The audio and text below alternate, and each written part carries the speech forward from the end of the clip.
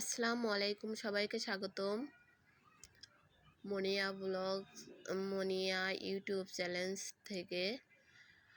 তো আমি আজকে আপনাদের সামনে হাজির হয়েছি টাকি পোনা চচ্চড়ি এবং পাঁচমিশালি নদীর পাঁচমিশালি মাছের রেসিপি।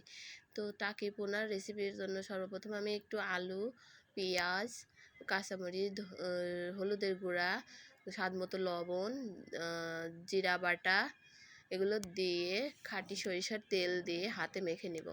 হাতে মাখানো এই চচ্চড়িটা খুবই মজা হয়, তারপরে যদি থাকে খাঁটি সরিষার তেল। তারপরে আমি দিয়ে দিলাম টাকি মাছের পোনাগুলো। কে কী নামে এই পোনাকে চেনেন কমেন্ট করে জানাবেন। আমাদের এলাকায় এটাকে টাকির পোনা নামে পরিচিত। তো তারপর আমি সামান্য পরিমাণ পানি দিয়ে রান্না করে নিব।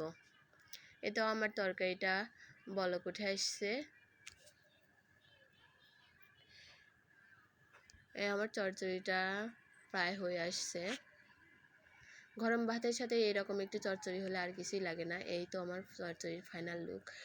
তো তারপর আমি পাঁচমিশালি মাছ রান্না করার জন্য সর্বপ্রথম কড়াইতে পরিমাণ মতো তেল দিয়ে পেঁয়াজ কুচি, কাঁচামরিচ, জিরা বাটা,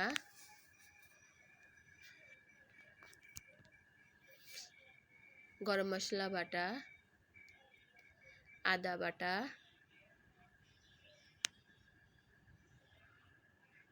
রসুন বাটা, পরিমাণ মতো হলুদের গুঁড়া,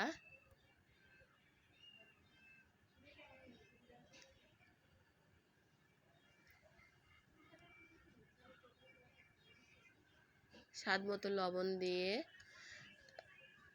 একটু শুকনো মরিচের গুঁড়াও দিয়ে আমি মশলাটা ভালোভাবে কষিয়ে নিব।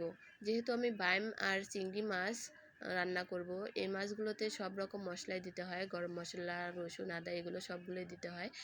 আপনারা হয়তো বা বলতে পারেন যে আপনি তরকারি দিয়ে রান্না করছেন, তারপরে এত মশলা দিচ্ছেন কেন? আমি তরকারি দিয়ে রান্না করলেও এরকম মশলাই দিই এই মাছগুলোতে। এর ফাঁকে একটা কথা বলে নিই, আমার এই ভিডিওগুলো যদি আপনাদের ভালো লাগে থাকে তাহলে আমার নাজনীন মনিয়া ব্লগস এই মনিয়া ব্লগস নামে পেজটা ফলো দিয়ে দিবেন। আর নাজনীন মনি নামে ইউটিউব চ্যানেল, এই চ্যানেলটা সাবস্ক্রাইব করে দিবেন। তো তারপর আমি তরকারিটা ওর মধ্যে দিয়ে ভালো মতো কষিয়ে নিলাম। এখন আমি মাছগুলো দিয়ে দিলাম। আপনারা চেষ্টা করবেন মাছগুলো তরকারির সাথেই কষানোর, কারণ বাইম আর চিংড়ি মাছগুলো তরকারির সাথেই কষিয়ে রান্না করতে হয়। এই মাছটা যত কষানো যাবে তত টেস্ট হবে।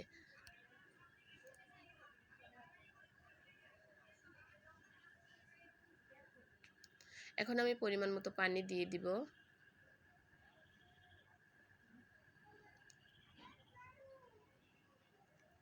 পানি দিয়ে আমি এখন রান্না করে নিব।